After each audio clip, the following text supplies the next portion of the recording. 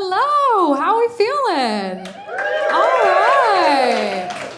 You guys are beautiful, lovely. Are we excited? We almost have our lives back, no masks, things are getting back to normal. Yeah, we're pumped? Fuck yeah. Cool. Just, I want to know who's here. So by round of applause, who's had COVID at least once? Clap if you had COVID. Don't be shy. All right. Did anybody have COVID more than once? Clap if you did. All right. Okay, you guys and me have lived, all right? These last 2 years, we've not been reserving ourselves at all. I had COVID a bunch, you guys, so many times. More times than I thought I could, you'd think. I should have gotten a stamp card. That would have been great. I could have made some money. The first time I had COVID, I quarantined with my boyfriend, and I tried really hard to, give him my disease. For context, he's a white guy, so I was going for a reverse colonization, but I was unsuccessful, unfortunately. I tried so hard to, you guys. I had sex with him every day for 14 days, and he still didn't get COVID. Can you believe that? But I got herpes, so not what I planned. Oh man. I'm really excited things are kind of normalizing. I feel like I'm still relearning how to be a person again though. I feel very awkward in public. The other day I saw this super cute dog when I was walking down the street and I smiled at the dog and then I couldn't even make eye contact with its owner. Does that happen to you guys? Or if someone gives me a compliment, I just crumble. I don't know what to do with it anymore. I'll give you guys an example. The other day, this white girl came up to me. I'm gonna call her Becky because she had a very Becky energy to her, you know what I mean?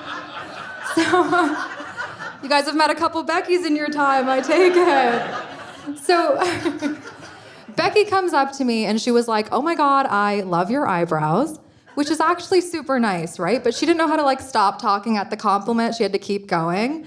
She was like, you're so lucky that your eyebrows are thick. I have to fill mine in, it's so unfair.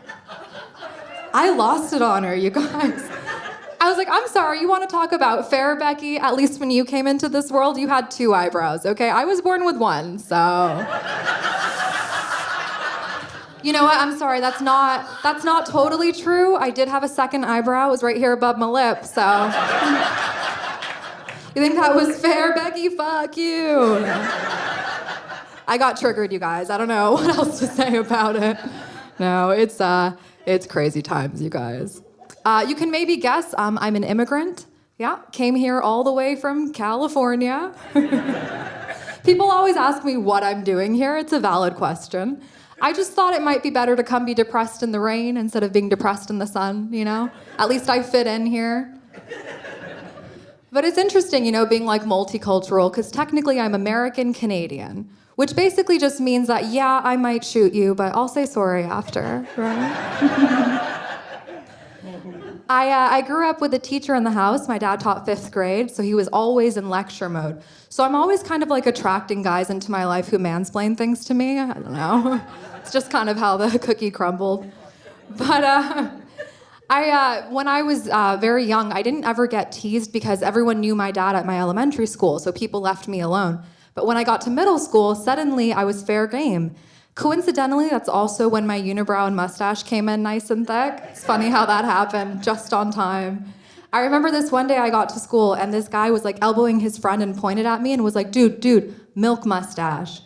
And his friend looked at me, back at his friend and went, no dude, actual mustache. So that was hardly the worst of it, you guys. I was pretty tough though, I handled myself. I'll never forget this one day, it was 8th grade science class. I get to class and there's these 4 super cute guys sitting at the table next to me and they are teasing me relentlessly. And it was the classic, oh, your dad works at 7-Eleven, tell him to get me a Slurpee. Which always pissed me off because if my dad did work at 7-Eleven, you think he's just gonna give you a free Slurpee? No, know your audience. Plus, how racist to assume he worked at a convenience store. He didn't, okay? He used to drive a taxi. Get your stereotypes right. But the Slurpee discussion was escalating, and the guy started giving me one of these. Yeah, I know. And I could like feel in the air that his friends were gonna join in if I didn't do something, and I knew I couldn't handle that many guys doing that to me.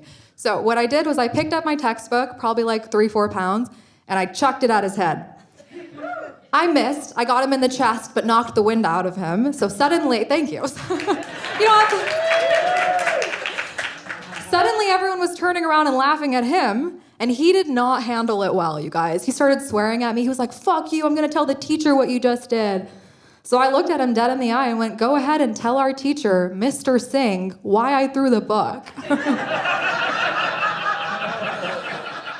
Those guys never teased me again. They also never spoke to me, but that's besides the point. One of my proudest moments, you guys, definitely it was. I've been studying real estate marketing, and anytime I tell someone that, they're just like, "Oh, totally, you look so corporate." And I don't know if they think that's a compliment, but it's not. Basically saying, "Hey, you look like a greedy asshole, so do with that what you will." But I've been studying real estate marketing, and I've been noticing that there's like a lot of crossover between the language in housing listings and the language in dating profiles. Because it's all marketing and branding, right? Like for instance, if I'm trying to sell a house and it's small, I don't call it small, I call it quaint. If it's old, I call it charming, right?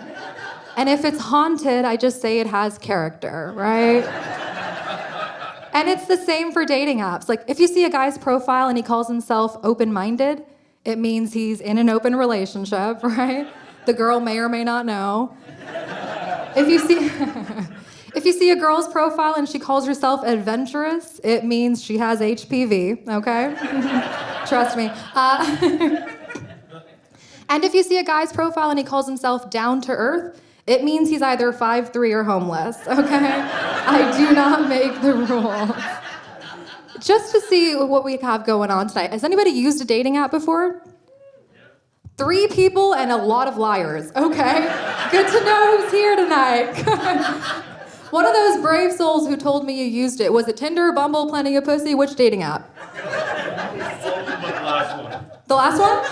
That's the last one. Okay, fair enough. I used all of them quite a bit before I met my boyfriend, and I remember I used to swipe quite a bit on Tinder. I had 0 luck, by the way.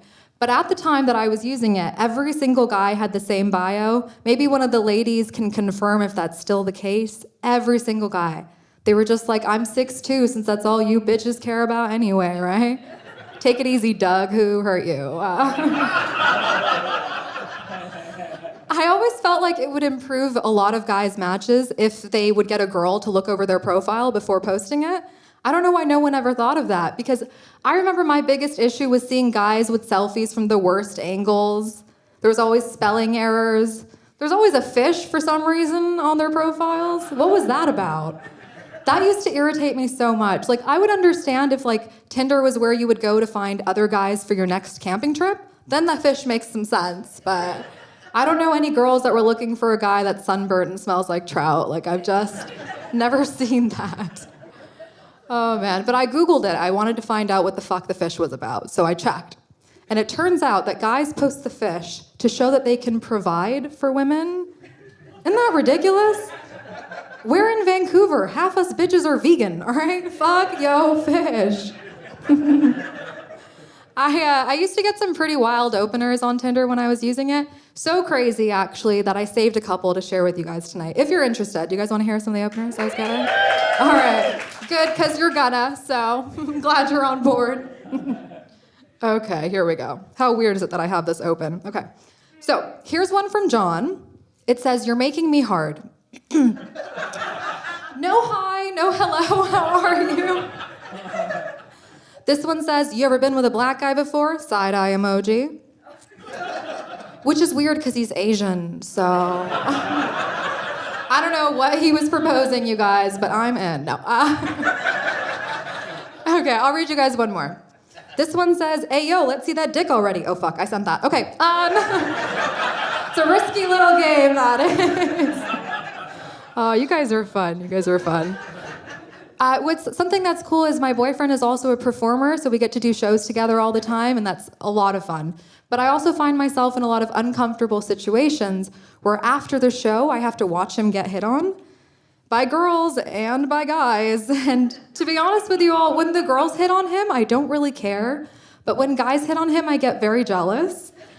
I don't know what it is. I think that deep down, I know that I cannot compete with someone who actually wants to do anal. There's no competition at all. Those guys, they're not gonna ask him to shower first, you know? They don't need emotional availability. And they're always packed and ready to go camping. I don't know what that's about. But believe it or not, when I first started going out with him, I actually put off sleeping with him for a long time. And that's because I heard through the grapevine that his ex-girlfriend was an acrobat in the circus. Yeah, a limber lady, you guys. Just to illustrate the vast difference between us, I pulled a muscle masturbating the other day, okay? So I was very self-conscious. But she was a blonde-haired, blue-eyed Aryan princess, right? And when she found out he started dating an Indian girl, she turned into a full-on Nazi, you guys. She called him up and she was like, I can't believe you're dating an Indian girl. I bet she smells like fucking curry. I know. I told him to call her back and tell her I taste like curry too.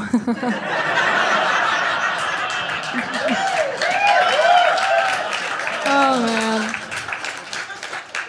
Yeah, sorry, salt and pepper, the spice has arrived. What do you want me to do? It's great, things are getting back to normal. I love that. And everything's opening up slowly but surely. There's a couple things that I could do without, though. I'm not super stoked on clubs coming back. Is anybody pumped about that? No? You guys are all in the same boat as me? I never had a good time at a club. The last time I went was actually very traumatic. It was a club in Vancouver. I'm not going to say which one. The pandemic's taken enough, right? So for the purpose of the story, I'm just going to call this club Republic, okay? Sounds like some of you might have been. So I was at Republic, okay? I was at the bar, minding my own business, okay? When this piece of shit came up behind me and Trump scooped me. It's exactly what it sounds like, you guys. He grabbed me by the pussy. Just like my old president said to. Yeah. I mean, the joke was on him because he got a fistful of my pad, but... Yep, I still wear pads, ladies. Please don't judge me. I read a little too much about toxic shock syndrome growing up, so I'm afraid of tampons. For the guys in here looking at me with horrified, confused faces. Just so you know, toxic shock syndrome is when your tampon kills you because you leave it in too long. It's terrifying, yeah. I'm not about that lethal tampon life, okay? Don't even get me started on those Diva cups. I can barely fit a dick up there sometimes. How am I expected to fit a whole cup, okay? All right, I can read the room. It seems like you guys are done hearing about my period. Well, too bad, no. I'm just kidding, I will stop, but only because I've run out of period material, okay? I should have some more for you guys in 7 to 10 days. Oh God, that's so gross, I can't believe I did that. Anyway. So this is a little bit controversial, but I don't have a podcast. I know, please don't cancel me. In 2022, not having a podcast is the new I don't watch Game of Thrones, right? People are shut up, which is fair. I don't know, I'm not a white guy, so I don't just assume people want to hear my opinions on things.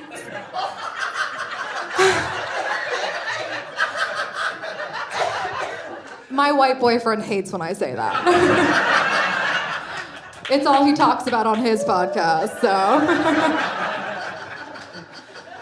I did briefly have a podcast, actually. I did a couple episodes. I just talked about mental health, growth, spirituality. And then after my second episode, I started going to therapy. And suddenly, my urge to scream into the abyss just went away. Funny how that works, eh?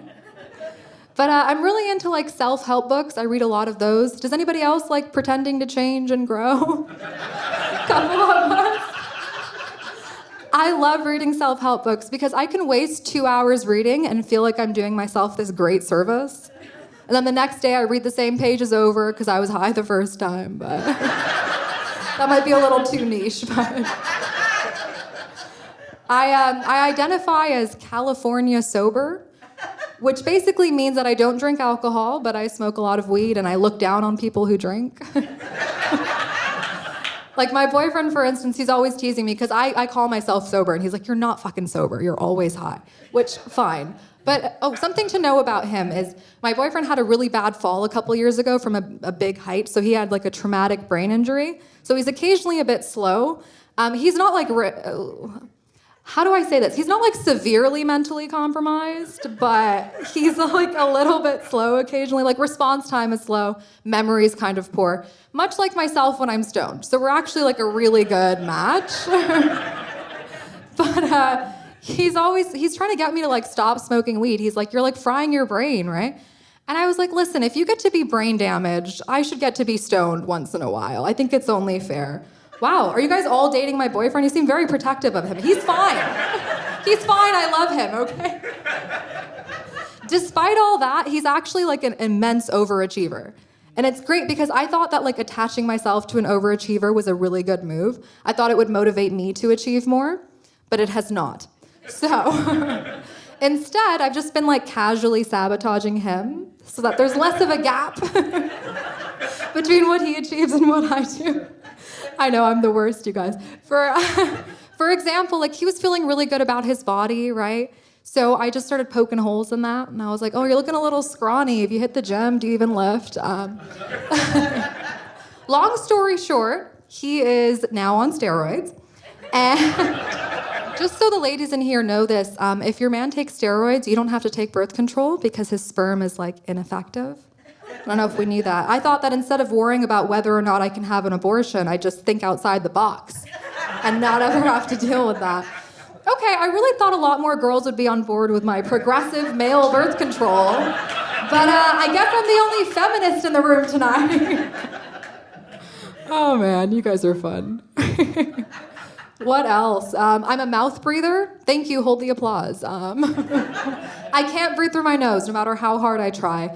What that means basically is that I risk my life every time I give a blowjob, okay? I do.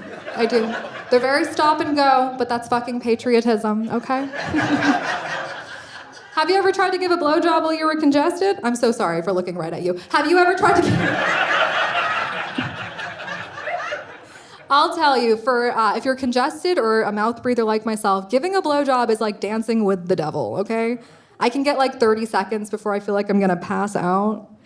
To be honest with you guys, though, there are some days where I'm a bit depressed and I'll just go for longer to see what happens. So.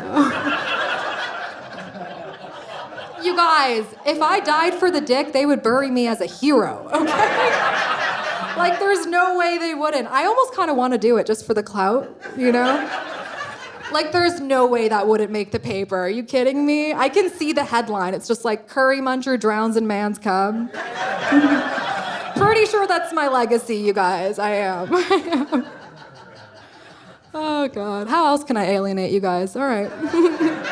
I have some other thoughts. I used to model for a little while, but it was like really bad for my self-esteem to like consistently be the ugliest, fattest, by far hairiest woman at every fashion show. So I decided to do stand-up comedy. Statistically, I'm usually in a room full of awkward male comics, and I feel pretty good, but I'm just kidding, they're awesome. But it was very damaging for me to be in that industry. I quickly developed an eating disorder and lost a ton of weight. But now we're in the age of like Lizzo and big booty bitches, so I'm fucked. It was the worst time to make that choice.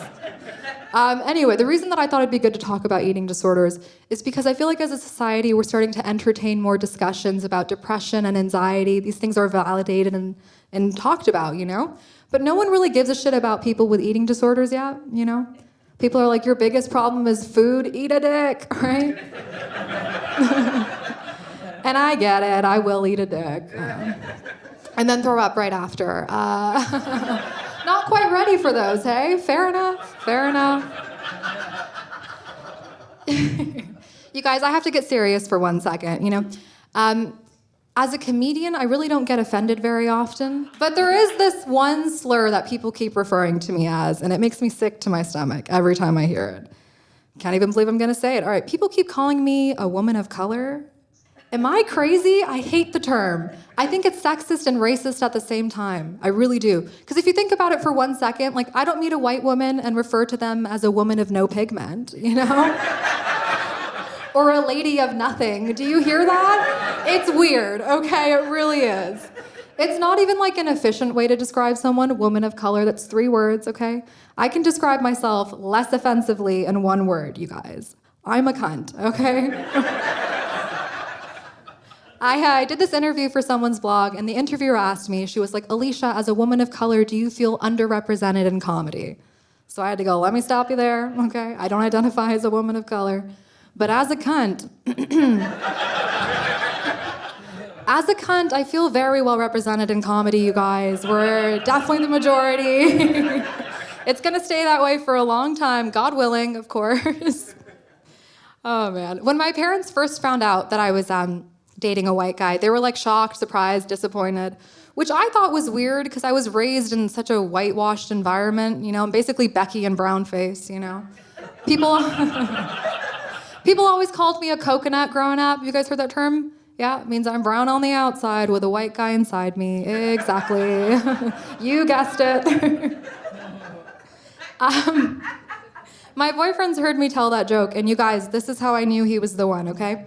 The first time I ever let him come in me, oh, we got real judgmental. I told you he's shooting blanks, okay? Keep that to yourself. It's safe. I know, Woe is right. The first time I ever let him do it, he called me his coconut cream pie. I know, you guys, it was so cute. I'm just kidding. He didn't call me that. I asked him to, but he wouldn't, so.